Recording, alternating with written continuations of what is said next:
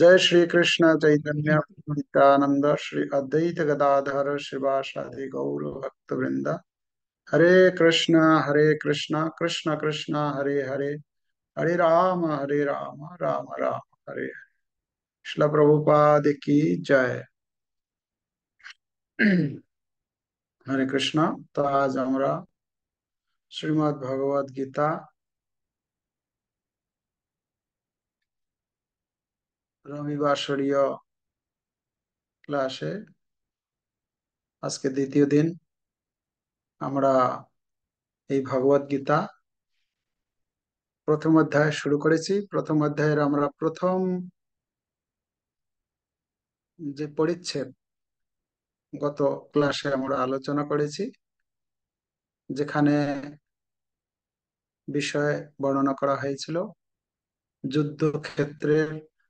এই পুরো অধ্যায়ের নামই হচ্ছে বিষাদ যোগ, যুদ্ধক্ষেত্রের সৈন্য নিরীক্ষণ। তো আমরা মূলত 1 নম্বর শ্লোক থেকে 11 নম্বর শ্লোক পর্যন্ত গত ক্লাসে আলোচনা করেছিলাম, যেখানে বর্ণনা করা হয়েছিল যে যুদ্ধক্ষেত্রের বর্ণনা সম্বন্ধে ধৃতরাষ্ট্র জিজ্ঞাসা করেছিলেন তার সচিব সঞ্জয়কে, যে যুদ্ধ করার জন্য আমার পুত্র এবং পাণ্ডুর পুত্র তারা যে কুরুক্ষেত্রের রণাঙ্গনে উপস্থিত হয়েছে, সমবেত হয়েছে, তো তারপর তারা কি করলো। তো সেই প্রশ্নের উত্তরে সঞ্জয় উত্তর দিয়েছেন 2 নম্বর শ্লোক থেকে 11 নম্বর শ্লোক পর্যন্ত আমরা আলোচনা করেছি, যে কিভাবে সঞ্জয় বর্ণনা করেছেন ধৃতরাষ্ট্রের যে অন্ধ, সেই অন্ধত্বের কথা তুলে ধরা হয়েছে। সেই তার যে দুর্বুদ্ধি সম্পন্ন পুত্রগণ, বিশেষ করে তাদের মধ্যে যে আহ, জ্যেষ্ঠ হচ্ছে দুর্যোধন। দুর্যোধন কিভাবে তার আহ রাজা হয়েও, মানে তিনি লিডার হয়েও, কিভাবে তার সেনাপতি দ্রোণাচার্যের কাছে গিয়ে সেই যুদ্ধের কোন পক্ষে কে কে আছে তার বর্ণনা করতে শুরু করেছেন। তিনি বর্ণনা করতে গিয়ে মানে ভীষ্মদেব, পিতামহ ভীষ্মদেবের গুণ মহিমা কীর্তন করেছেন। তিনি দ্রোণাচার্যকে গুরুত্ব দেওয়ার চেষ্টা করেছেন। 8 নম্বর শ্লোকে সেখানে বলেছেন ভবান ভীষ্মশ্চ, ভবান মানে আপনি স্বয়ং আমাদের দলে আছেন। হ্যাঁ, আর ভীষ্ম রয়েছেন, পিতামহ ভীষ্মদেব রয়েছেন, কুরুবৃদ্ধ পিতামহ। হ্যাঁ, তো এভাবে বর্ণনা করার পর দুর্যোধনের দুর্যোধন যখন দ্রোণাচার্যের কে গুরুত্ব দিল, তারপরে আহ কি বলে, তার পিতামহ ভীষ্মদেবের গুরুত্ব দিল, যে ভীষ্মদেব, পিতামহ ভীষ্মদেবের দ্বারা আমরা সুরক্ষিত আছি। তো সেই সঙ্গে তখন তিনি পরক্ষণে চিন্তা করলেন, আমি তো ভীষ্মদেবের গুণকীর্তন করলাম, তো ভীষ্মদেবের গুণকীর্তন করলে অন্যান্য যে সমস্ত যোদ্ধাগণ রয়েছেন তারা মনে করবেন যে ও, আমাদের তাহলে কোনো গুরুত্বই নেই। তাই তখন তিনি, মানে দুর্যোধন তখন কি বলছে, যে না না, ভীষ্মদেব পিতামহ তো আছেন, ভীষ্মদেবের দ্বারা তো আমরা সুরক্ষিত রয়েছি। কিন্তু এখানে একটা কথা হচ্ছে কি, তিনি এখন পিতামহ, মানে তিনি এখন বৃদ্ধ হয়ে গেছেন। যেহেতু বৃদ্ধ হয়ে গেছেন, তাই আপনাদের প্রত্যেকের উচিত, প্রত্যেকেরই দায়িত্ব হচ্ছে যে কোনো দিক থেকে যেন সেই পিতামহ ভীষ্মদেবকে কেউ আক্রমণ না করতে পারে। তো তাই আপনারা প্রত্যেকেই যে যার স্থানে থেকে সেই দায়িত্ব পালন করবেন, যাতে করে পিতামহ ভীষ্মদেবকে কেউ আক্রমণ করতে না পারে। তো এইভাবে তাদেরকেও গুরুত্ব দিলেন। এটা এটা হচ্ছে একটা, যে লিডার হয়, লিডারের এটা একটা গুণ। লিডার যে একদম সব থেকে দক্ষ, তাকেও হাতে রাখে। আর যে মিডিয়াম, তাকেও তার মন মতো তার সঙ্গে কথা বলে তাকে গুরুত্ব দেয়। আর যে একদম হয়তো পারে না কিছু, তাকেও গুরুত্ব দিয়ে তাকে কিভাবে সেবায় এঙ্গেজ করা যায়, যুক্ত রাখা যায়, সেটাও চিন্তা ভাবনা করে। একটা, তার একটা প্রমাণ পাচ্ছি আমরা এখানে। দুর্যোধন একটা শ্লোকে সেখানে বলেছে যে আমাদের মধ্যে এই বিকর্ণ আছে। বিকর্ণ মানে এই দুর্যোধনের ছোট ভাই। দুর্যোধনের ছোট হচ্ছে দুঃশাসন, তার ছোট, হ্যাঁ, আচ্ছা, এই বিকর্ণ। বিকর্ণ অত শক্তিশালী ছিল না। আর মানে বিশাল বড় কিছু ছিল না। কিন্তু বিকর্ণের নামটা উচ্চারণ করেছে কেন? না, বিকর্ণ একবার কি করেছিল, ওই যে যখন দ্রৌপদীর বস্ত্র হরণ হচ্ছিল, তখন বিকর্ণ এই জিনিসটাকে মেনে নিতে পারেনি। তো বিকর্ণ ওই ভারী সবার মধ্যে দাঁড়িয়ে পড়েছিল, দাঁড়িয়ে পড়ে বিরোধ করেছিল, না এরকম অন্যায় করাটা ঠিক না। একজন আহ পুত্রবধূ, একজন আমাদের এই কুরু বংশের আহ, মানে একজন মহিষী, তিনি, তাকে এরকম ভারী সবার মধ্যে তার বস্ত্র হরণ করা, এটা অনুচিত কার্য। মানে একটু দাঁড়িয়েছিল, প্রতিবাদ করার চেষ্টা করেছিল। তখন দুর্যোধন অন্যান্য যারা ছিল তাকে কোন রকম ভাবে সেখানে তাকে বসিয়েছে। আর সবাই তো চুপ ছিল।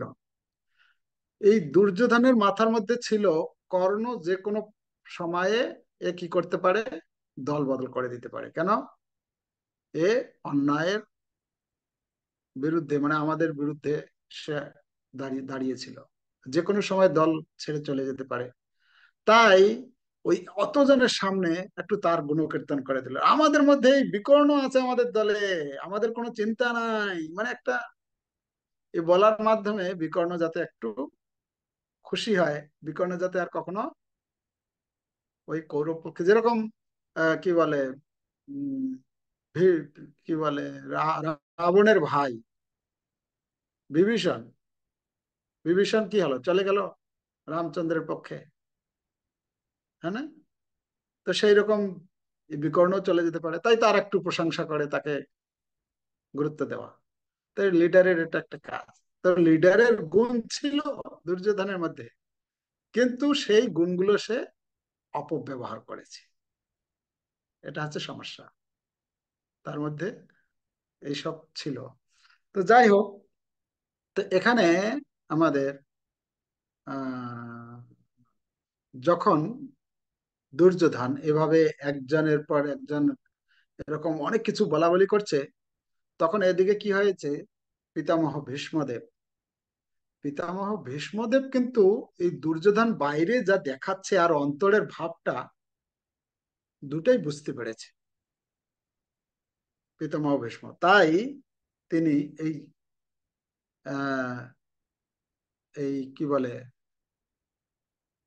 11 নম্বর শ্লোক পর্যন্ত হয়েছে, 12 নম্বর শ্লোকে এখানে বলছেন আমাদের যে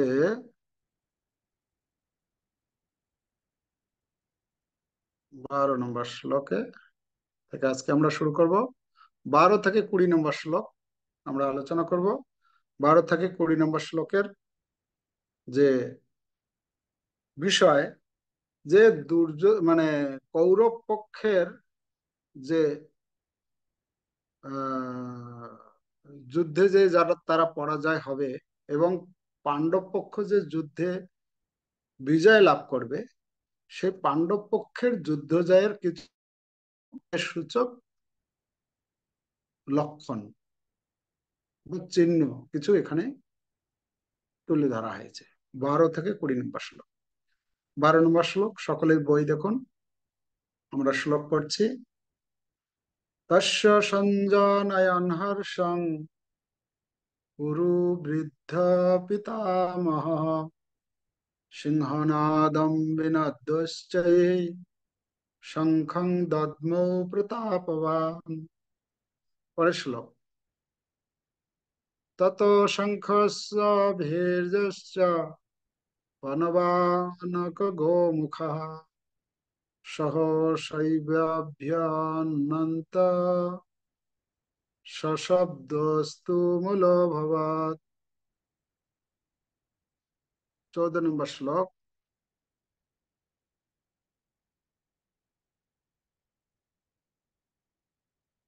ततः श्वेतैर्हयैर्युक्ते महति सन्दने स्थितौ माधव पाण्डवश्चैव दिव्यौ शङ्खौ प्रदद्मतुः।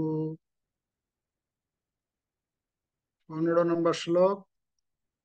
पाञ्चजन्यं ऋषिकेश देवदत्तं धनञ्जयः पौण्ड्रं दद्मौ महाशङ्खं भीमकर्मावृकोदरः।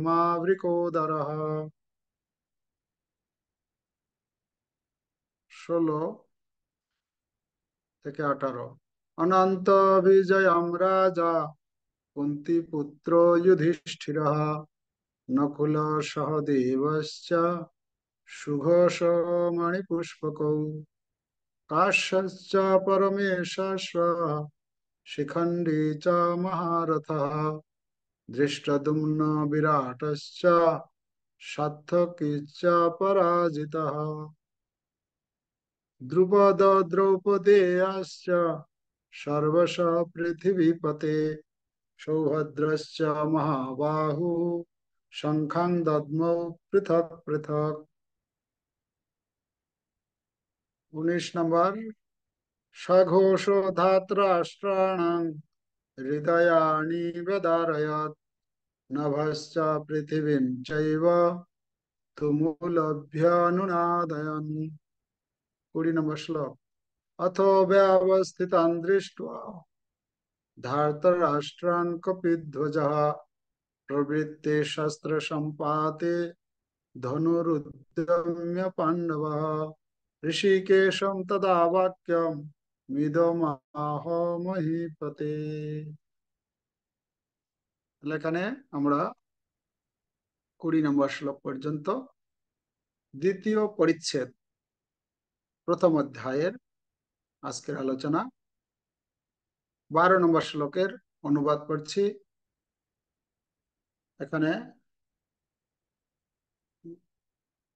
আমরা আলোচনা করছিলাম কিভাবে দুর্যোধন যখন খুব ছটপট করছেন, এদিকে যাচ্ছেন, একে তাকে কিছু বলছেন, ওকে কিছু বলছেন, এই ভাবটা বুঝতে পেরে তখন কুরু বংশের বৃদ্ধ পিতামহ ভীষ্ম দুর্যোধনের হর্ষ উৎপাদনের জন্য সিংহের গর্জনের মতো অতি উচ্চনাদে তার শঙ্খ বাজালেন।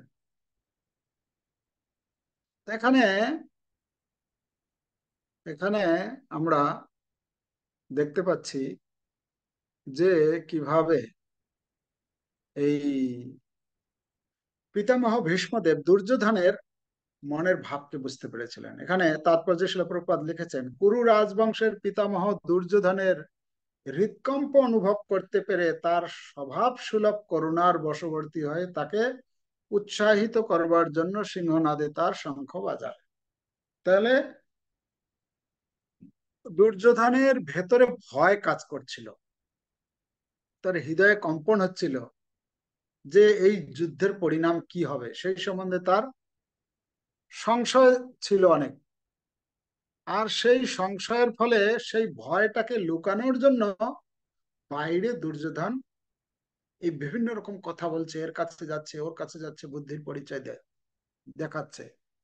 কিন্তু পিতামহ ভীষ্মদেব এটা বুঝতে পেরেছেন যে দুর্যোধনের কি অবস্থা। এটা বুঝতে পেরে তখন কি করেছেন, কোন রকম কোন কথা, কোন রকম শব্দ উচ্চারণ না করে পিতামহ ভীষ্ম তার শঙ্খ তুলে শঙ্খ বাজিয়েছেন। হ্যাঁ, তো এখানে এই আহ দুর্যোধনের যে অবস্থা, হতাশাচ্ছন্ন অবস্থা বলা হচ্ছে, দুর্যোধনের এই হতাশাচ্ছন্ন অবস্থা দেখে পিতামহ ভীষ্মদেব তার শঙ্খ বাজিয়েছিলেন, এবং এই শঙ্খ বাজানোর মাধ্যমে তিনি এটা প্রকাশ করেছিলেন যে দুর্যোধনের যে জয় এর কোনো সম্ভাবনা নেই। কেন সম্ভাবনা নেই? না, অপর পক্ষে যে পাণ্ডব পক্ষে কে রয়েছেন? পাণ্ডব পক্ষে ভগবান শ্রীকৃষ্ণ স্বয়ং রয়েছেন। যাই হোক, জয় তো তাদের হবেই। মানে যদিও পিতামহ ভীষ্ম দুর্যোধনের পক্ষ হয়ে যুদ্ধ করছে, কিন্তু তিনি সম্পূর্ণরূপে নিশ্চিত বুঝতে পেরেছেন যে যুদ্ধের জয় কার পক্ষে যাবে? যুদ্ধের জয় যাবে এই পাণ্ডব পক্ষে। কেন? সেই পাণ্ডব পক্ষে ভগবান শ্রীকৃষ্ণ রয়েছেন। কিন্তু তিনি নিশ্চিত রূপে পাণ্ডবদের জয় জেনেও তিনি দুর্যোধনকে বোঝাতে চাইছেন যে দেখো, যদিও তাদের জয় নিশ্চিত সুনিশ্চিত, আর আমাদের পরাজয় সুনিশ্চিত, তো তা সত্ত্বেও, তা হলেও আমি যেহেতু একজন ক্ষত্রিয়, একজন ক্ষত্রিয় অনুসারে ক্ষত্রিয়ের ধর্ম হচ্ছে জয় পরাজয়ের বিবেচনা না করে তার যুদ্ধ করা। অতএব সেই যুদ্ধ আমি করব, এতে আমি কোন রকম অবহেলা করব না, তুমি চিন্তা করো না। তো তোমাকে এত কিছু বলার প্রয়োজন নেই। আমি আমার কর্তব্য কখনো অবহেলা করব না, কর্তব্যে। অতএব আমি যুদ্ধ করব। এই কথা তিনি দুর্যোধনকে মনে করিয়ে দিলেন এই তার সিংহনাদ, এই শঙ্খ বাজানোর মাধ্যমে। 13 নম্বর শ্লোকের অনুবাদ। 13 নম্বর শ্লোকে এখানে বলা হচ্ছে তত ততঃ শঙ্খস্য, তত মানে তারপর। তারপর কি হলো, যখন পিতামহ ভীষ্মদেব তার শঙ্খ বাজালেন, আর সেই শঙ্খ বাজানোর সঙ্গে সঙ্গে কি হলো, অন্যান্য যে যুদ্ধের জন্য, যুদ্ধের চলাকালীন সময়ে যে বাদ্যযন্ত্র থাকে সেইগুলির নাম এখানে বলা হয়েছে। কি কি? শঙ্খ বাজলো, তারপরে ভেরি, প্রণব, আনক, ঢাক, গোমুখ, সিংহাসমূহ হঠাৎ একত্রে ধ্বনিত হয়ে এক তুমুল শব্দের সৃষ্টি হলো। মানে এই এই সমস্ত বাদ্যযন্ত্র সেখানে বাজানো হয় কেন? এই যোদ্ধার মনোবলকে আরো পুষ্ট করার জন্য, যাতে তার মনোবল আরো বৃদ্ধি পায়। তাই এই সমস্ত বাদ্যযন্ত্র বাজানো হয়, তাই একসাথে সব বেজে উঠলো। তো এটা বর্ণনা করা হলো কোন পক্ষের? এটা বর্ণনা করা হলো পাণ্ডব পক্ষের। তো পাণ্ডব পক্ষের বর্ণনা করার পর পিতামহ ভীষ্মদেব শঙ্খ বাজালেন। বাজানোর সঙ্গে সঙ্গে অন্যান্য যে সমস্ত বাদ্যযন্ত্র ছিল সব একসাথে বেজে উঠল, সশব্দ তুমুল ভবা বলা হচ্ছে। তো এবারে কৌরব পক্ষের বর্ণনা করার পর এবার পাণ্ডব পক্ষের বর্ণনা করছেন সঞ্জয়। কি বর্ণনা করছেন? তত শ্বেতৈর হয়ৈর যুক্তে। তত মানে তারপর। তারপর কি হলো? হয়ই যুক্তে, হয় মানে হচ্ছে অশ্বগণ। কি রকম অশ্ব? শ্বেত অশ্ব, সাদা। যুক্তে, যুক্ত ছিল সেই রথে, মহতি সন্ধানে স্থিত। সন্ধানে মানে হচ্ছে রথ, স্থিত সেই রথে সাদা ঘোড়া ছিল যুক্ত করা। আর সেখানে কে অবস্থান করেছিলেন? মাধব পাণ্ডবশ্চৈব। এই মাধব, ভগবান শ্রীকৃষ্ণ। মাধব কেন বলা হয়েছে? মাধব হচ্ছেন মাধব হচ্ছেন লক্ষ্মী দেবীর পতিকে মাধব বলা হয়। ঠিক আছে? তো লক্ষ্মী দেবীর পতি হচ্ছেন মাধব। সেই মাধব সেই রথে অবস্থান করছেন, আর পাণ্ডব সেখানে অর্জুনও অবস্থান করছেন। হ্যাঁ, উনি পাণ্ডুর পুত্র, অর্জুন অবস্থান করছেন। সেখানে কি করছেন, দিব্য শঙ্খ প্রদদ্মতু, শঙ্খ ছিল তাদের কাছে। কোন শঙ্খ, সেই শঙ্খের কি বলা হচ্ছে, বিশেষণ যোগ করা হয়েছে, সেই শঙ্খ ছিল দিব্য শঙ্খ।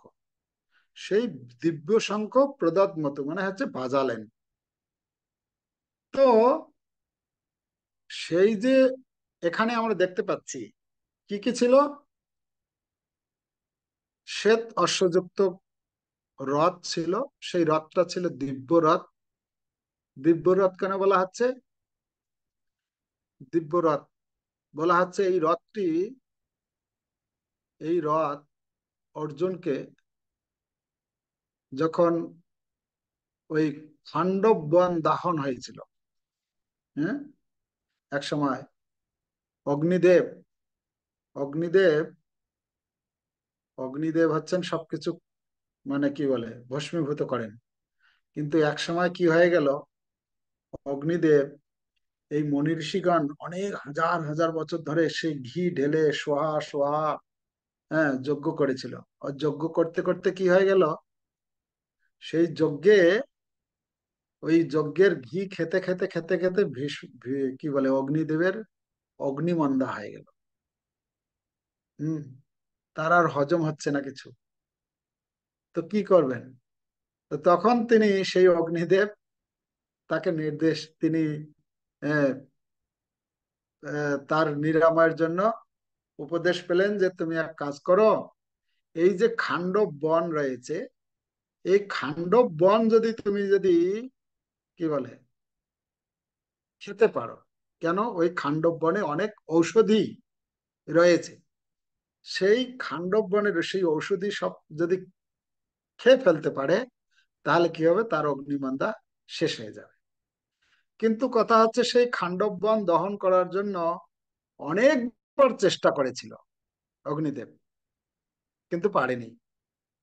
কেন না, সেখানে যারা, সেখানকার যারা ছিল, তো তারা, তারা অন্য দেবতার আবার মানে শরণাপন্ন হয়েছিল। আর সেখানে বলা হচ্ছে ইন্দ্রদেব, সে তাদেরকে, তাদের পক্ষ হয়ে সে বৃষ্টি, যখনই অগ্নি, অগ্নি যখন যখনই সেই খান্ডব বনকে দহন করতে যায়, তখন কি হয়, উপর থেকে বৃষ্টি পড়ে নিভে যায়। তো এইভাবে অনেক প্রচেষ্টার পরে যখন পায়নি, তখন অগ্নিদেব কি করলো, এই কৃষ্ণ এবং অর্জুন দুজনে একদিন যমুনার তীরে একটু বিকালবেলা গিয়েছেন, একটু, হ্যাঁ, একটু ফ্রি হয়ে যমুনার হাওয়া, হ্যাঁ, তো সেখানে গিয়েছেন। ওই সেখানে অগ্নিদেব এসেছে, অগ্নিদেব এসে একজন ব্রাহ্মণ বেশে এসে প্রার্থনা করেছেন যে অর্জুনের সাহায্য চাই, অর্জুন যদি সাহায্য করে তাহলে আমি এই খান্ডব বনকে দহন করতে পারবো। আর দহন করতে পারলে কি হবে, আমার এই যে অগ্নিমন্দা, সেই যে রোগ, সেটা আমার দূরীভূত হবে। তো ভগবান শ্রীকৃষ্ণের কাছে প্রার্থনা করলেন, ভগবান শ্রীকৃষ্ণ তখন অর্জুনকে বললেন ঠিক আছে, তাই হবে। তো তখন চুক্তি হলো যে অর্জুন কথা দিল, ঠিক আছে, একজন ব্রাহ্মণ এসে তার কাছে যখন কিছু চেয়েছেন, তাকে সহায়তা করা দরকার। তো সেই অগ্নিদেবের কথা অনুসারে সেই খান্ডব বন দহন করতে শুরু করলেন। আর তখন যখন এভাবে আহ ইন্দ্র যখন বাড়ি বর্ষণ করছেন, অর্জুন তার তীর দিয়ে এমন ভাবে আচ্ছাদিত করে ফেলেছে, সেই বৃষ্টি আর সেই খান্ডব বনে আর পড়ছে না, সব বাইরে চলে যাচ্ছে। তো এভাবে অনেক, হ্যাঁ, যুদ্ধ চলছে এদিকে, আর এদিকে অগ্নিদেব সেই খান্ডব বনকে দহন করছেন। দহন করতে করতে করতে করতে সেখানে আর একজন অসুর ছিলেন, এই কি বলে অসুরদের যে, দেবতাদের যেরকম, দেবতাদের যেরকম বিশ্বকর্মা হচ্ছেন আহ ঘর তৈরি করার মানে দেবতা, ঠিক তেমনি এই অসুরদের যে স্থাপত্য, মানে তাদের যে প্রাসাদ তৈরি করা বা এরকম ধরনের কোনো জিনিস তৈরি করেন, সেটা সেটাও একজন আছেন তাদের। তো তার পুত্র সেখানে ওই খান্ডব বনে অবস্থান করত, লুকিয়ে থাকতো। কিন্তু যখন সেই খান্ডব বন যখন দহন করছিল তাকেও আর চুক্তি ছিল খান্ডব বনের মধ্যে যত মানে পশু পাখি কীট পতঙ্গ যা আছে, গাছপালা, সব খেতে হবে অগ্নিদেবকে, কেউ মানে আর কি যাতে পালিয়ে যেতে না পারে। আর যখনই কোনো পাখি বা কোনো কিছু পালাতো, অর্জুন কি করতো, তাকে তীর দিয়ে আবার সেই জঙ্গলের মধ্যেই ফেলে দিত, আর অগ্নিদেব তার ফলে খেতে পারতো। তো এইভাবে সবকিছু যখন হয়েছে, এই ময় দানব নামে সেই অসুরদের যে স্থাপত্য বিদ্যা তার কাছে ছিল, সে সে এসে ভগবান শ্রীকৃষ্ণের সাথে অর্জুনকে তাদের শরণাপন্ন হলেন এবং জীবন ভিক্ষা চাইলেন। আর যখন জীবন ভিক্ষা চাইলেন তখন তাকে জীবন ভিক্ষা দেওয়া হলো, এবং তার ফলে এই ময়দানব সন্তুষ্ট হয়ে এই যে ইন্দ্রপ্রস্থে যে সেই রাজপ্রাসাদ তৈরি করে দিয়েছিলেন, যা যা দেখে এই দুর্যোধন আদি তারা দেখতে গিয়েছিলেন, দেখতে গিয়ে সেই জলে স্থল দেখছে, স্থলে জল দেখছে, এই যে সেই যে ঘটনা, সে এই ময়দানবের কার্যকলাপ ছিল ওটা। তো এদিকে কি হয়েছে, এই অগ্নিদেব যখন সন্তুষ্ট হয়ে গেছে, তার রোগ মুক্ত হয়ে গেছে, অগ্নিদেব তখন সন্তুষ্ট হয়ে একটি রথ, দিব্য রথ অর্জুনকে প্রদান করেছে, যে আমাকে এরকম এই রোগ থেকে মুক্ত করেছেন ভগবান কৃষ্ণ এবং অর্জুন। তো অর্জুনকে এই রথকে দিয়েছেন, যে এই রথ কি হবে, এই রথ হচ্ছে সব সময়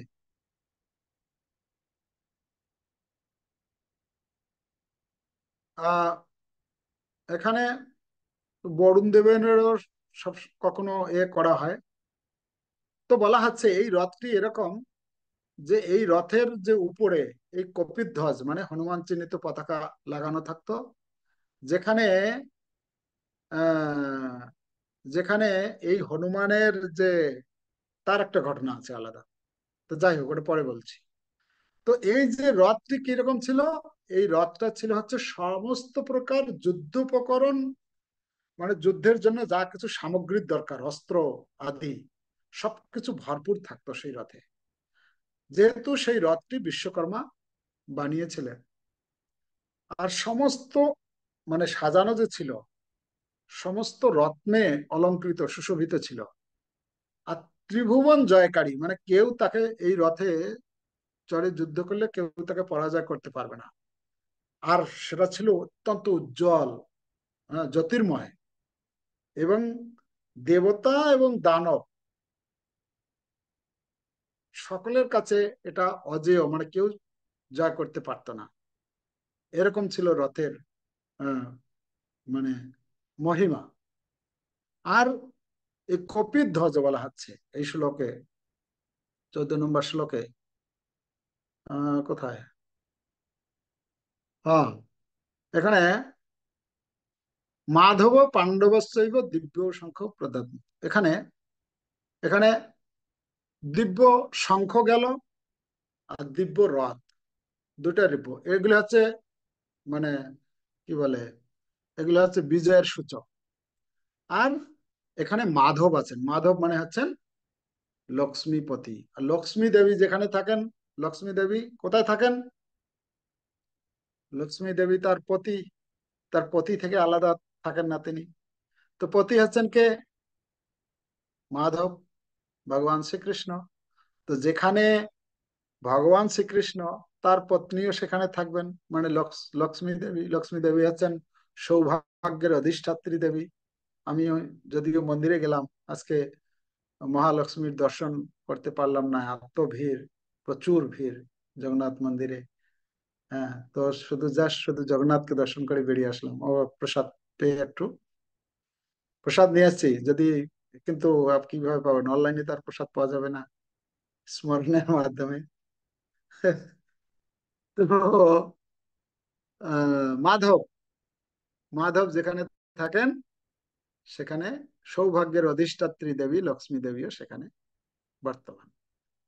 তো এটিও হচ্ছে একটি এই পাণ্ডব পক্ষের যুদ্ধ জয়ের চিহ্ন, লক্ষণ। ঠিক আছে। তো তার পরবর্তী শ্লোকে আমরা যাব।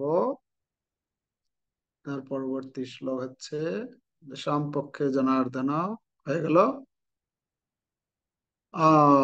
15 নম্বর শ্লোকের অনুবাদ। তো দুইজন সংখ্যের কথা আমরা শুনলাম, ধনঞ্জয় আর উম,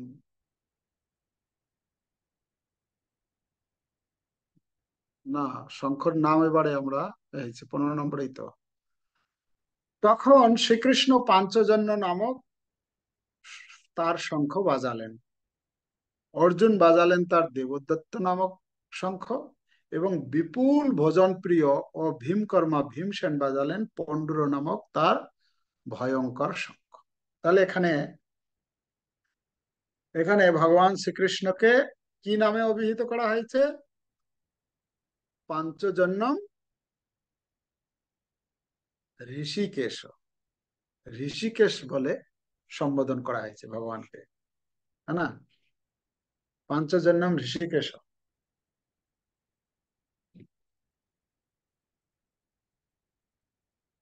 তো ঋষিকেশ, ঋষিকেশ মানে কি? ঋষিকেশ মানে কি দিয়েছেন? ঋষিকেশ মানে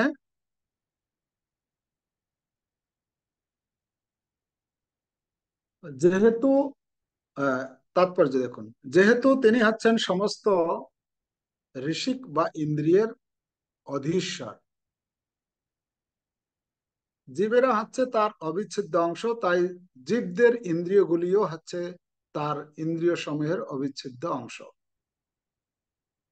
তো এখানে বলা হচ্ছে এই ঋষিক, ঋষিক মানে হচ্ছে ইন্দ্রিয়, ইন্দ্রিয়কে যিনি কন্ট্রোল করেন। হ্যাঁ,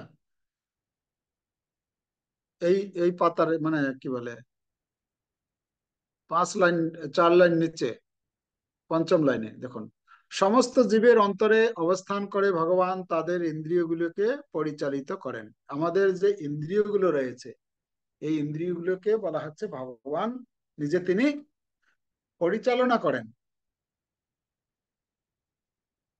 তো কার ইন্দ্রিয় পরিচালনা করেন? যারা ভগবানের শুদ্ধ ভক্ত। এখানে তারপরে বলছেন, তবে এটি নির্ভর করে আত্মসমর্পণের মাত্রার উপর, এবং শুদ্ধ ভক্তের ক্ষেত্রে তার ইন্দ্রিয়গুলিকে ভগবান প্রত্যক্ষভাবে পরিচালিত করেন। এখানে কুরুক্ষেত্রের যুদ্ধক্ষেত্রে অর্জুনের দিব্য ইন্দ্রিয়গুলিকে ভগবান সরাসরি ভাবে পরিচালিত করেছেন, তাই এখানে তাকে ঋষিকেশ নামে অভিহিত করা হয়েছে। তাহলে ভগবানকে এখানে ঋষিকেশ বলে সম্বোধন করা হয়েছে। অর্জুনের ইন্দ্রিয়গুলোকে ভগবান সরাসরি কন্ট্রোল করেছে, পরিচালনা পরিচালনা করেছেন। এটা কত সুন্দর না? আমাদের ইন্দ্রিয়গুলোকে যদি চালনা করার জন্য এরকম একজন ব্যক্তি পাওয়া যেত, যে কোনো খারাপ কিছু চিন্তা করবে যখন, সাথে সাথে সেখান থেকে টেনে নেবে। আমাদের ইন্দ্রিয়গুলোকে কে চালাচ্ছে? আমাদের ইন্দ্রিয়গুলোকে কে চালাচ্ছে? আমাদের ইন্দ্রিয়গুলোকে চালাচ্ছে আমাদের মন। ঠিক আছে। মন যা চায় তাই আমরা করি, সরি, মানে আপনাদের কথা বলছি না, মানে আমার মতো যারা আছে, মন যা চায়, মন একটু বলছে যে একটু চলো ওখানে ঘুরে আসি, চলো। মন চাইছে যে ঠিক আছে ওইখানে একটু চলো না, ওই সেই যে দোকানটা আছে না, ওখানে ভালো ভালো জিনিস তৈরি করে, একটু খেয়ে আসি, চলো। হ্যাঁ, মন যখন যা চাইবে, একটু গোলগাপ্পা, কি বলে গোলগাপ্পা মানে আমাদের বাংলাতে কি বলবো, ফুচকা, ফুচকা না, এটা চলো একটু ফুচকা খেয়ে আসি। মন, মন যেরকম চায় সেটাই আমরা করি। তো আমরা আমাদের ইন্দ্রিয়গুলো কার দ্বারা পরিচালিত হচ্ছে? মনের দ্বারা পরিচালিত হচ্ছে। কিন্তু যারা ভগবানের ভালো ভক্তি করে তাদের ইন্দ্রিয়গুলো ভগবান নিজে পরিচালনা করেন। মানে মন চাইলেও ভগবান সেটা করতে দেয় না। এটা হচ্ছে পার্থক্য। যারা ভালো ভক্ত তাদের আর আমাদের মধ্যে পার্থক্য হচ্ছে এটাই, যে আমরা আমাদের মন যা বলে সেইভাবে আমরা ইন্দ্রিয়গুলোকে পরিচালিত করি। কিন্তু ভগবান তার যারা ভালো ভক্তি করতে, যারা খুব ঐকান্তিক দৃঢ়তা সম্পন্ন, তারা যাদের প্রবল ইচ্ছা, না আমি এটা করবোই যেন তেন প্রকারে, তো ভগবান তখন তাকে সাহায্য করে। যারা করতে চায় না তাদের বলে ঠিক আছে বেটা তুমি ঘুমাও। হ্যাঁ, ও 6টা বাজবে 8টা বাজবে বলে না, ঘুমাও তুমি, তোমার শরীরটা খারাপ হয়ে যাবে যদি না ঘুমাও বেশি করে। হ্যাঁ, তো তাদেরকে আরো ঘুমিয়ে দেয়। আর যারা ভক্তি করতে চাইবে তাদেরকে কি করবে, বারবার একটু পর পর ঘুম ভাঙিয়ে দেবে, এই বেশি ঘুমাবে না, বেশি ঘুমাবে না, মানে গভীর ঘুমে যাবে না যে একদম পুরো টাইমটা পার হয়ে চলে যাবে। হ্যাঁ, তো মাঝে মাঝে ঘুম তাকে একটু টেনশন দিয়ে রাখে। তেমন ভগবান এটা দিচ্ছেন, তাই না? ভগবান তাকে সাহায্য করছেন। তো এটা হচ্ছে এগুলো মানে কি বলে, এগুলো যুক্তি দিয়ে বিচার করে আমরা খুঁজে পাবো না এর। কিন্তু যে করবে সে উপলব্ধি করতে পারবে যে হ্যাঁ প্রতি মুহূর্তে ভগবান আমাদেরকে সহযোগিতা করেন। এটা আমরা দেখতে পাই। তো আহ এটা হচ্ছে ইন্দ্রিয়গুলোকে ঋষিকেশ ভগবান পরিচালনা করেন। আচ্ছা, তার পরবর্তীতে বলা হচ্ছে যে ভগবানকে এখানে আর একটা কি নামে সম্বোধন করা হয়েছে, মধুসূদন।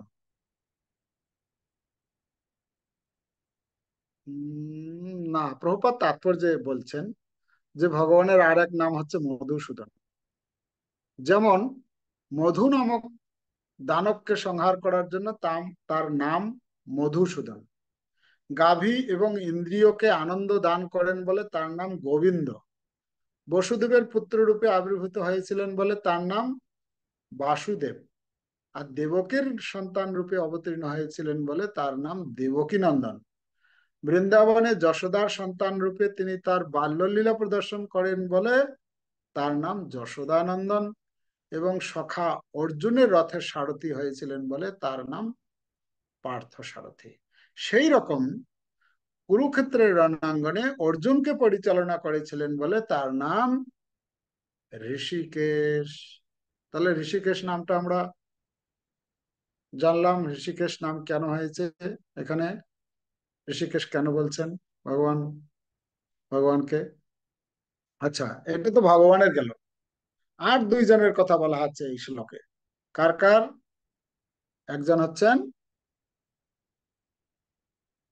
অর্জুনের কথা। অর্জুনের নামের আগে কি শব্দ প্রয়োগ করা হয়েছে, অর্জুনকে কি নামে সম্বোধন করা হয়েছে এখানে?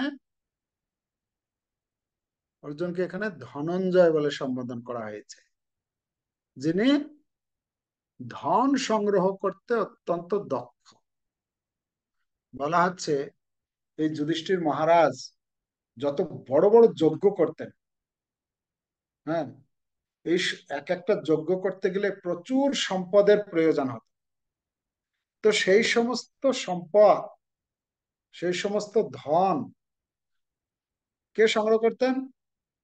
এই ধনঞ্জয় মানে অর্জুন বিভিন্ন দেশে গিয়ে সেই সমস্ত রাজার সঙ্গে যুদ্ধ করে তাকে পরাস্ত করে তাদের কাছ থেকে ধন সংগ্রহ করে নিয়ে আসতেন। অথবা অর্জুনের এই পরাক্রম দেখে রাজারা আগে থেকেই তাকে স্বাগত জানিয়ে বিপুল পরিমাণে ধন তাকে প্রদান করতেন। তো সেই ধন নিয়ে এসে ধনঞ্জয় অর্জুন যুধিষ্ঠির মহারাজকে দিতেন এবং সেই ধন দিয়ে যুধিষ্ঠির মহারাজ বিভিন্ন যজ্ঞ আদি কার্য সম্পাদন করতেন। তো এখানে তাই অর্জুনকে এখানে ধনঞ্জয় নামে শব্দ। অর্জুনের আরো অনেক নাম আছে। অর্জুনের অর্জুনের অনেক নাম রয়েছে, তার মধ্যে একটি নাম হচ্ছে ধনঞ্জয়। আহ অর্জুনের নামটা পরে, সেটা আমি যদি কথা প্রসঙ্গে আসে আমি তখন বলবো। এখানে আর একজনের নাম আছে, কার নাম? এখানে আরেকজনের নাম আছে বৃকোদর। ভীমকর্মা বৃকোদর পণ্ড্রং দদ্মৌ মহাশঙ্খম। তাহলে পাঞ্চজন্য নামক শঙ্খ বাজিয়েছিলেন ভগবান শ্রীকৃষ্ণ, আর দেবদত্ত নামক শঙ্খ বাজিয়েছিলেন ধনঞ্জয়। এই পাঞ্চজন্য যে শঙ্খ বলা হচ্ছে, এই পাঞ্চজন্য শঙ্খ ভগবান শ্রীকৃষ্ণ, এই পাঞ্চজন্য নামক এক অসুর ছিল, সেই সেই অসুর ওই সমুদ্রের মধ্যে থাকতো। আর এই সমুদ্রে থেকে সে, মানে বলা হচ্ছে তিমি মাছের মতো তার শরীর ছিল, সেই রূপে থাকতো। তো ভগবান শ্রীকৃষ্ণ কি করেছিলেন, সেই আহ তাকে বধ করেছিলেন। বধ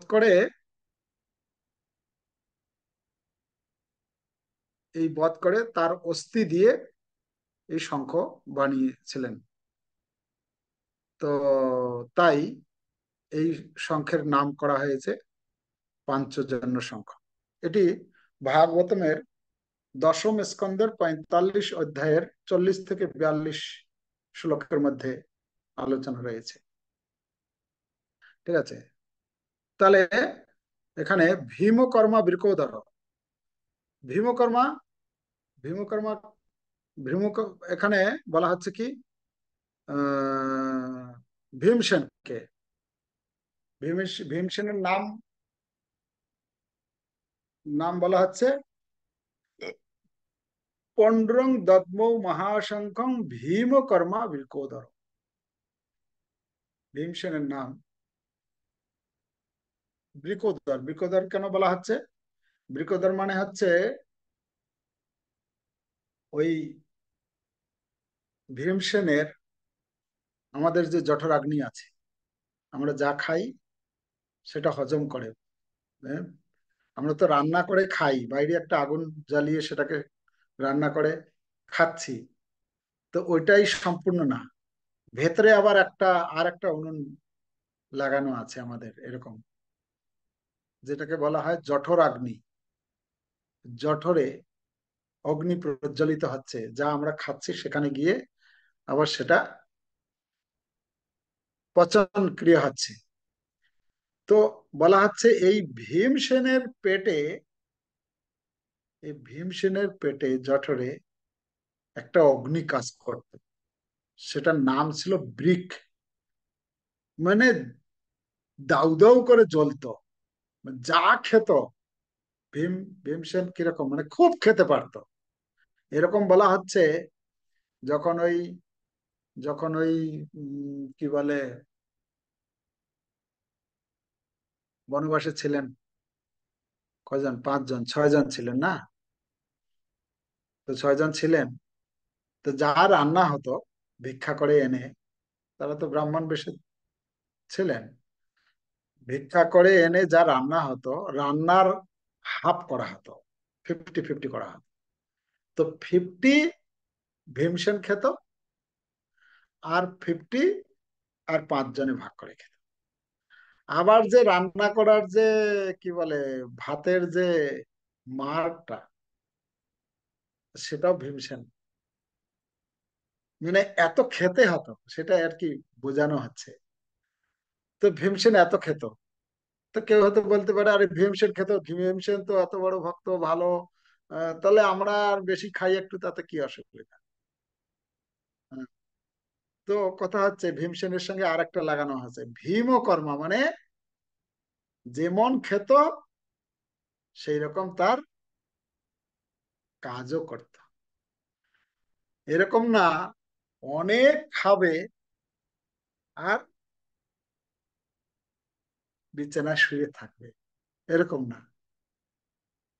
যেরকম খাবে সেই রকম কাজও করবে।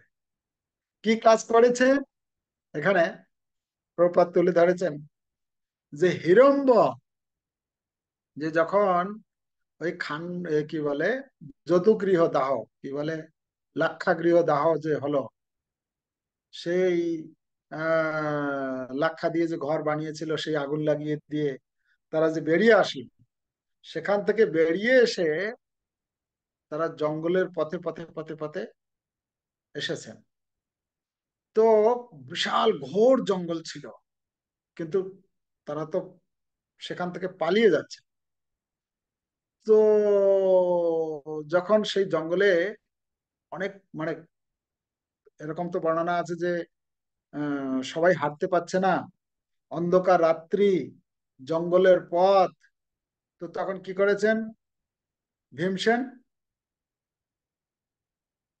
কি বলে, তার শরীরের মধ্যে এই পাঁচজনকে নিয়েছেন, মা আর যুধিষ্ঠির মহারাজ, অর্জুন, নকুল, সহদেব, পাঁচজনকে তার শরীরে নিয়ে হাঁটতে শুরু করেছে। তারা হাঁটতে পারছে না। তো এরকম গিয়েছেন একটা ঘোর জঙ্গলে, সেখানে গিয়ে একটা পরিশ্রান্ত, তো সকলেই একটু রেস্ট করবে। তো জাস্ট একটা গাছের নিচে সবাই শুয়ে আছে, শুয়ে পড়েছে। আর ভীমসেন তখনও জাগ্রত অবস্থায়। আর সেই সময় এসে গেছে, হ্যাঁ, একদম বিশাল, বিশালাকায় শরীর, এক রাক্ষস।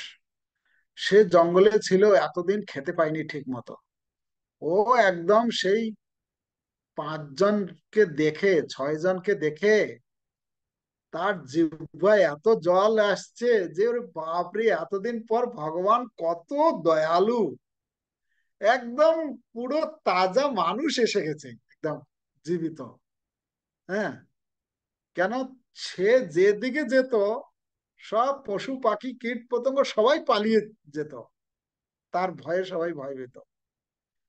আর এখানে একদম তাজা তাজা পাঁচ পাঁচ ছয় জন এসে গেছে মানুষ। ওহ, একদম তার জিহ্বায় জল এসে গেছে। তো ধীরে ধীরে সে কাছে আসছে। তো তখন ভীমসেন দেখছে দূর থেকে আসছে, তো যাতে ডিস্টার্ব না হয়, দূর থেকে দেখেই তাদেরকে রেখে চলে গেছে তার কাছাকাছি। বলছে, ওহ, মানে ওই ভগবানকে ধন্যবাদ দিচ্ছে যে এত সুন্দর আজকে আমার শুভ দিন। হ্যাঁ, ভগবান আমার প্রতি কত কৃপা করেছেন যে এত রকম আমার একদম কাছে পাঠিয়ে দিয়েছে এরকম ছয় জনকে। ভগবান তোমাকে অসংখ্য ধন্যবাদ। হ্যাঁ, এতদিন পরে আজকে আমার একটু তৃপ্তি সহকারে আহার করতে পাবো। হ্যাঁ। তো তখন ভীমসেন গিয়েছেন তার সামনে, যাতে এনাদের ঘুমের ডিস্টার্ব না হয়। তো সে এগিয়ে গেছে, এগিয়ে গিয়ে তার সঙ্গে কথোপকথন হচ্ছে। তারপরে কি হয়েছে, শুরু হয়েছে, তখন কি করেছে, গাছ ছিল তো, জঙ্গলে আছে গাছ, গাছ নিয়ে তুলেছে। ভীমসেন একটা বাঁ হাত দিয়ে আরেকটা গাছ, বড় গাছ তুলে, ওই গাছটা যখন ও ছুঁড়ে মেরেছে তখন ওই গাছকে আবার উল্টো দিক থেকে মেরেছে। আর তখন দুইটা গাছে একদম ভীষণ আওয়াজ করে টুকরো টুকরো হয়ে পুরো অনেক দূরে গিয়ে পড়ে গেছে। তো এভাবে ওই গাছ তুলতে তুলতে একটা হিড়ম্বা তোলে, আর একটা এদিকে কি বলে, এই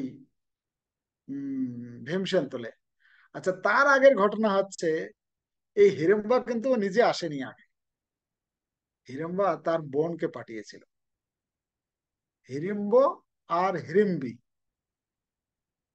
তো এই হিড়িম্বি কে পাঠিয়েছে, বোন, ছোট বোনকে পাঠিয়েছে, যা দেখতো এখানে মানুষের গন্ধ আসছে, নিশ্চয় কেউ কাছাকাছি কোনো মানুষ এসেছে। এসে দেখছে যে এরকম এত সুন্দর চারজন পুরুষ, পাঁচজন, মা আছে সাথে। তো তখন এসে সে কি করেছে, সে এসে এই ভীমসেনকে দেখে তার মনে মনে লোভ হয়েছে যে তাকে আমি প্রতিরূপে পেতে চাই। হ্যাঁ, মানে তার অন্তর থেকে সে তাকে ভালোবেসে ফেলেছে। এখন ভীমসেনকে এসে যখন কি বলে প্রপোজ করেছে, যখন আহ কি বলবো জানি না ভাষাটা কি, মানে এসে যখন আবেদন জানিয়েছে যে আই লাভ ইউ, যখন বলেছে, তো তখন ভীমসেন বলছে, এ কি, এ কোথাকার কে? হ্যাঁ, আমি এখানে আমার ভাই, আমার দাদা, আমার মায়ের সেবা করছি, এখানে জঙ্গলে, এখানে তুমি কে আমাকে সেখানে ভালোবাসতে চাইছো? তো তাকে উম, মানে মেরে ফেলার জন্য একটু মানে প্রস্তুত হয়েছে। তো তখন এদিকে মানে হবু শাশুড়ি কে, কুন্তী দেবী, কুন্তী দেবী বলছে, বেটা দাঁড়াও দাঁড়াও দাঁড়াও। তো তখন দাঁড়িয়ে বলছে, তো তখন হিড়িম্বা এসে বলছে, মা তুমি তো জানো, তুমি স্ত্রী, তুমি জানো স্ত্রীর আহ মানে কি বলে, উম, তার মনের ভাব সবকিছু তুমি জানো। তো আমি একজন স্ত্রী, আমার মনের যে ইচ্ছা জেগেছে, তো আমি মানে অনুনয় বিনয় করেছেন যে আমি ভীমসেনকে এরকম চাই। আর অন্যান্য যারা আছেন ভাইরা, তারা তো বলছে এ কি কোথাকার রাক্ষসী, কখন খেয়ে ফেলবে, এসব ভালোবাসা বলছে, ওর রাক্ষসীর আবার ভালোবাসা খায়। ও তো নিয়ে গিয়ে বললো যে ঠিক আছে এক ঘরে ঘুমাবো, বলে খেয়ে ফেললো তাকে, একটু সর্বনাশ করে দিবে। ও বলে, না না হবে না। তো তখন অনেক অনুনয় বিনয় করেছেন শাশুড়ি মাকে। তো যখন শাশুড়ি মা অনুনয় বিনয় যখন আহ অনেক করার ফলে তখন বলছে যে ঠিক আছে, ভীমসেনকে বলছে, বেটা অসুবিধা নেই, তুমি ও যেহেতু চাইছে তোমাকে প্রতিরূপে, তো গ্রহণ করো। তো যাই হোক, অনেক কিছু তার মধ্যে শর্ত ছিল, অনেক শর্ত, যে রাত্রিবেলা একসাথে থাকতে পারবে না, মানে কি বলে সন্ধ্যা হলে ফিরে দিয়ে যেতে হবে, সারাদিন যেখানে ঘুরবে যা কিছু করবে করবে, সন্ধ্যা হওয়ার আগে যেন আমাদের সামনে এসে ভীমসেনকে ছেড়ে দেওয়া হয়। সেটা ছিল অনেক কিছু নিয়ম, ওর মধ্যে শর্ত। এখন সবকিছুতে থাকে না টার্ম এন্ড কন্ডিশন, যা কিছু আপনি কিনবেন, যা কিছু করতে যাবেন, যা কিছু সবকিছুতে থাকে টার্ম এন্ড কন্ডিশন। তো টি অ্যান্ড সি সব জায়গায় লাগিয়ে দিয়েছে, এই এই চলবে না, এই চলবে না, এই করতে হবে, এই করতে হবে, সব লাগিয়ে দিয়েছে। তো করার পরে সেই অনুসারে বিবাহ তো হবে। কিন্তু এই হিড়িম্বা সে সে চিন্তা করলো, আমি যদি এখানে যদি বেশি সময় অপেক্ষা করি, তাহলে কি হবে, আমার দাদা এখানে চলে আসবে। যাতে সে চলে না আসে, তার জন্য সে তাড়াতাড়ি চলে গেছে, গিয়ে বলছে যে না না এরকম ওই ছোট ছোট 4-5 জন এসছে, তো এটা কিরকম না, মানে খুব তাদের সম্বন্ধে বলেছে যাতে তাদেরকে খেতে না যায়, তো বুঝাতে চেয়েছে। তখন বলছে যে, তারপরে এটা বলে ফেলেছে যে কেন বাড়িতে যদি না বলে যে আমি ওকে ভালোবাসি, তাহলে বিয়েটা হবে কি করে, তাহলে পরবর্তীতে আবার হয়তো অসুবিধা হতে পারে। এই জন্য দাদাকে একটু বলে দিয়েছে যে আমি এরকম ওকে ভালোবাসি, আমি একটু বিয়ে করতে চাই। হ্যাঁ, তুই অসুরের কি বলে আমাদের সুনামকে তুমি ভস্মীভূত করবে, ছাইয়ে ঢালবে নাকি, মানুষকে বিবাহ করবে? একদম সে একদম পুরো রেগে মেগে একদম প্রচুর তাকে বকা দিতে শুরু করেছে বোনকে। হ্যাঁ, মানুষের সঙ্গে বিবাহ করবে তুমি, আর কত বড় বড় দুর্ধর্ষ অসুরেরা আমার বন্ধুরা আছে, তাদেরকে মধ্যে থেকে একজনকে বেছে নাও, তো তুমি মানুষকে কেন বিয়ে করো? হ্যাঁ, তখন বলছে না দাদা আমি ইত্যাদি বোঝানোর চেষ্টা করেছে। তখন আর কি হিড়ম্ব আর কি, সে আর ছাড়ে, বলে চল দেখি কোথায় আছে, এক্ষুনি তাকে খেয়ে ফেলে শেষ করে দিই, তোমার বিবাহ করবে। তো তখন চলে এসছে, চলে এসে যখনই আসছে তারপরে এই ভীমের সঙ্গে লড়াই শুরু হয়ে গেল। লড়াই করতে করতে একদম পুরো হিড়ম্বাকে একদম, হিড়ম্বকে বধ করে ফেলেছে। আর বধ করার পরে যে ধাম আওয়াজ হয়েছে, তখন এদিকে এদের ঘুম ভেঙেছে অনেকক্ষণ ধরে। আর এই যুদ্ধ চলছে অনেক, কয়েক ঘন্টা যাবত চলছে যুদ্ধ। ততক্ষণে একটু যে ক্লান্তি ছিল, ক্লান্তিটা একটু দূর হয়েছে, ঘুমটা ভেঙে গেছে। উঠে দেখে একদম গাছপালা নেই, কি ব্যাপার, এই জায়গাটা কিরকম এরকম হয়ে গেছে, ভীম কোথায়, ভীম কোথায়, দেখে সে ওই দিকে আছে। কি হলো, কি ব্যাপার? না না, কিছু না, এই একজন এসেছিল, তার সঙ্গে একটু কুস্তি লড়ছিলাম এই ইত্যাদি। গিয়ে দেখে একদম বিশালাকায় একদম পুরো শরীর পড়ে আছে। হায় ভগবান! হ্যাঁ, কুন্তি দেবী তো একদম ভগবানকে, ভগবানের প্রার্থনা করতে শুনে, হায় ভগবান, আপনি আজকে আমাদেরকে রক্ষা করেছেন, হ্যাঁ, এরকম রাক্ষস। আর ওই, যাই হোক, তো এখানে যে বলা হচ্ছে ভীমকর্মা বৃকোদর, যেরকম খায় সেই রকম তার কাজও হচ্ছে সেই রকম। ঠিক আছে। তো প্রভুপাদ এখানে তুলে ধরেছেন সেই এর কথা। যাই হোক, সময় চলিয়ে যায়। তারপরে আর কি বলবো, তারপরে শ্লোক পড়ি। তারপরে শ্লোক কোনটা? 16 থেকে 18। 16 থেকে 18-তে আর যে চারজন বা আর পাণ্ডব পক্ষে যারা ছিল তাদের সংখ্যার কথা তুলে ধরেছেন। অনন্ত বিজয়ম রাজা, এখানে যুধিষ্ঠির মহারাজকে রাজা বলে সম্বোধন করেছেন। রাজা বলে সম্বোধন করেছেন কেন? না, তিনি রাজস্ব যজ্ঞ করে রাজপদে অভিষিক্ত হয়েছিলেন, তাই তিনি হচ্ছেন রাজা। কুন্তি পুত্র, কুন্তি পুত্র মানে কুন্তি দেবীর পুত্র। এই কুন্তি দেবী যে যুধিষ্ঠির মহারাজকে লাভ করেছেন পুত্র রূপে, তিনি অনেক তপস্যা করেছিলেন। তপস্যা করে সেই তপস্যার ফলস্বরূপ এই যুধিষ্ঠির মহারাজকে পুত্র রূপে লাভ করেছিলেন, তাই বলা হচ্ছে এখানে কুন্তি পুত্র। আর যুধিষ্ঠির, যুধিষ্ঠির মানে হচ্ছেন যুদ্ধে যিনি স্থির, অটল, অনর একদম। তো তাই এখানে যুধিষ্ঠির মহারাজকে যুধিষ্ঠির বলা হচ্ছে। আর তিনি কোন শঙ্খ বাজিয়েছিলেন? অনন্ত বিজয়ম, তার শঙ্খের নাম ছিল অনন্ত বিজয়। হ্যাঁ। পরবর্তীতে নকুল সহদেবস্য সুঘোষ মণিপুষ্প, নকুল বাজিয়েছিলেন সুঘোষ, আর সহদেব বাজিয়েছিলেন মণিপুষ্পক নামক শঙ্খ। আর অন্যান্য যারা ছিলেন তারাও সবাই নিজের নিজের শঙ্খ বাজিয়েছিলেন, যে শঙ্খ সর্বস্ব পৃথিবীপথে, পৃথিবীপথে মানে এখানে ধৃতরাষ্ট্রকে বলা হচ্ছে পৃথিবীপথে।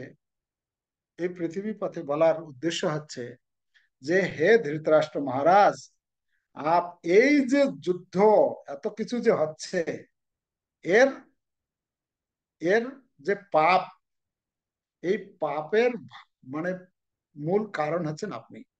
কেন? আপনি আপনার এই দুষ্ট সন্তানকে কখনো অধর্ম থেকে বিরত করার চেষ্টা করেনি। আপনি পুত্র স্নেহে এত মোহিত যে যখন যে মানে সে যে চেয়েছে সেটাই আপনি দিয়েছেন, তার মনোবাসনা পূর্ণ করার জন্য, তাকে সন্তুষ্ট করার জন্য।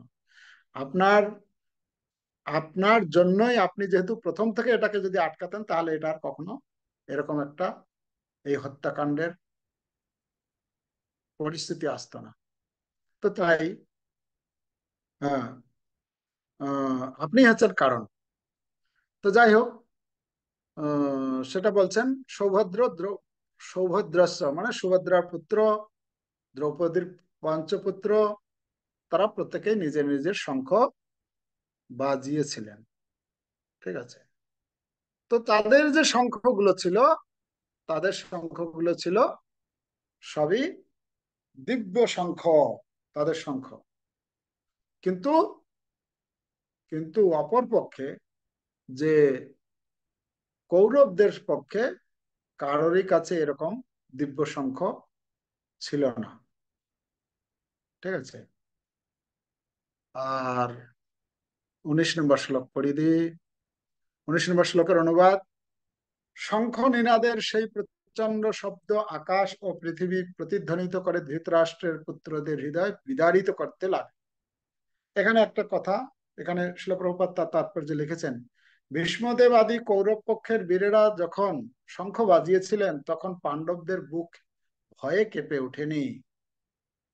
কিন্তু এই শ্লোকে আমরা দেখতে পাচ্ছি পাণ্ডবদের শঙ্খনাদে ধৃতরাষ্ট্রের পুত্রদের হৃদয় ভয়ে বিদীর্ণ হলো।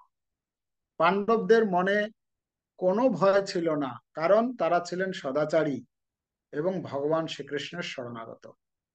ভগবানের কাছে যিনি আত্মসমর্পণ করেন তার মনে কোনো ভয় থাকে না, চরম বিপদেও তিনি থাকেন অবিচলিত। হ্যাঁ, এখানে একটা সুন্দর কথা, যে যারা ভগবানের ভক্ত হয়, যারা ভগবানের ভক্তি করে, তাদের মনে অত ভয় থাকে না। কিন্তু যারা ভক্তি করে না, পাপ কর্ম করে, যতই সে শক্তিশালী হোক না কেন, যতই তার গলার জোর থাক না কেন, যতই তার গায়ের শক্তি দিয়ে যত বলতে পারে আরে কি হয়েছে, হ্যাঁ মানে তোয়াক্কা করবে না, কিন্তু তা হলেও তার হৃদয়ে কিন্তু ভয়টা কাজ করে। আমি যে করছি এটা, জানি না এর পরিণামটা কি হবে, ভয়টা কিন্তু কাজ করে। এখানে যারা বলা হচ্ছে যারা ভক্তি করে, তাদের এই ভয়টা থাকে না, তারা নির্ভীক। যে যত ভক্তিতে উন্নত হবে সে তত ভয় থেকে মুক্ত হবে। মানে বিপদ আসতে পারে আমাদের জীবনে, বিপদ আসলেও সেই বিপদ, ঠিক আছে বিপদ আসবে আমার, ভগবানই বিপদ দিলে ভগবান সেটা রক্ষা করবেন আমাকে, কেন ভগবানের প্রতি তার ভরসাটা তখন বেড়ে যায়। যেহেতু ভগবানের প্রতি ভরসা বেড়ে যায়, তাই ভয়টা তার থাকে না, ভয় কমতে থাকে। আমাদের ভয় হয় কেন? ভয়টা কখন হয়? ভবিষ্যতের কথা চিন্তা করে ভয় হয়, হ্যাঁ না, ভবিষ্যতে আমার কি হবে। কিন্তু যদি আমি জানি ভবিষ্যৎ আমার উজ্জ্বল আছে, তাহলে আমার ভয়ের আর কি। আপাতত হয়তো কিছু আহ, সমস্যা আসতে পারে, আপাতত হয়তো কিছু ঝড় ঝাপটা আমার জীবনে আসতে পারে, কিন্তু আমি জানি আমার ভবিষ্যৎটা উজ্জ্বল আছে, তাই ভয়টা আর কাজ করে না। কিন্তু আমি যদি, আমার ভবিষ্যৎ অন্ধকার, আমি ভবিষ্যৎ সম্বন্ধে আমার কোনো ধারণাই নেই, ভবিষ্যৎ জানি না ভবিষ্যৎ বলে কি কি আছে কিছু, আর যা হবে দেখা যাবে, এরকম যদি আমি মনে করি, তাহলে কি হবে, ভয় তো আমার কাজ করবেই ভেতরে। তো এখানে এই জন্য বলছেন ভয়টা হচ্ছে আহ, ভয়ে তাদের হৃদয় বিদীর্ণ হয়েছিল। কাদের বিদীর্ণ হয়েছিল? কৌরব পক্ষের, যারা ভগবানের ভক্ত ছিল না।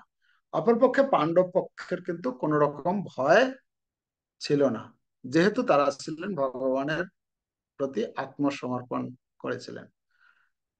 20 নম্বর শ্লোক: সেই সময় পাণ্ডুপুত্র অর্জুন হনুমান চিহ্নিত পতাকা শোভিত রথে অধিষ্ঠিত হয়ে তার ধনুক তুলে নিয়ে স্বর নিক্ষেপ করতে প্রস্তুত হলেন। একদম ওই দিকের শঙ্খ বেজে গেছে, এই পক্ষের শঙ্খ বেজে গেছে, এবং হাতে সবাই তীর ধনুক যে যার অস্ত্র তুলে নিয়েছেন, জাস্ট যুদ্ধ শুরু হবে। এই মুহূর্তে বলছেন, সঞ্জয় বলছেন, হে মহারাজ, ধৃতরাষ্ট্রের পুত্রদের সমরসজ্জায় বিন্যস্ত দেখে অর্জুন তখন শ্রীকৃষ্ণকে এই কথাগুলি বললেন। তো সেই মুহূর্তে অর্জুন তার হাতে ধনুক তুলে নিয়েছেন, তীরও মানে যোজন করেছেন। হঠাৎ তিনি বলছেন যে কি বলবেন সেটা আমরা এর পরের শ্লোক, হ্যাঁ, এই মুহূর্ত পর্যন্ত আমরা আজকের আলোচনা এখানেই রাখছি। অর্জুন কি বলবেন 21 নম্বর শ্লোকের পর থেকে আমরা শুনবো। ঠিক আছে। তো আজকে আমরা যা আলোচনা করলাম, আশা করি নোট করেছেন। যদি নোট করেন তাহলে বুঝতে পারবেন ভালো, যে যত নোট করেছেন সে তার বুঝতে আরো সুবিধা হবে। যাই হোক, আজকের আলোচনা আমাদের অর্জুনের কি বলে এখানে পাণ্ডব পক্ষের যে যুদ্ধ জয়ের কিছু কিছু কি জয়ের সূচক কিছু ইঙ্গিত বা কিছু চিহ্ন আমরা আলোচনা করলাম। দিব্য শঙ্খ, দিব্য রথ, তারপর কি মাধব যে পক্ষে আছেন, মানে এরকম কিছু কিছু আমরা আলোচনা করেছি। আপনারা আশা করি বুঝতে পেরেছেন। বুঝতে না পারলে আবার আলোচনা করব পরবর্তীতে। ঠিক আছে, তো আজকে আমি জগন্নাথপুরী ধামে ভগবান জগন্নাথ দেবের কাছে সকলের জন্য, সকলের পরিবারের কল্যাণের জন্য আমি ভগবান শ্রী জগন্নাথ দেব, বলদেব, সুভদ্রা মহারানী এবং সুদর্শন চক্রের কাছে প্রার্থনা করি সকলের কল্যাণ হোক, ভগবান সকলের মঙ্গল করুক, সকলের জীবন সুখময়, সুন্দর, শান্তিময় হয়ে গড়ে উঠুক, আনন্দময় হয়ে গড়ে উঠুক, এটাই জগন্নাথ দেবের কাছে প্রার্থনা করি। আহ আপনারা ভগবানের ভক্তি যাতে সুন্দর করে করতে পারেন, ভগবান আপনাদেরকে সেই শক্তি প্রদান করুন। হরে কৃষ্ণ, জয় জগন্নাথ, জয় জগন্নাথ, জয় জগন্নাথ।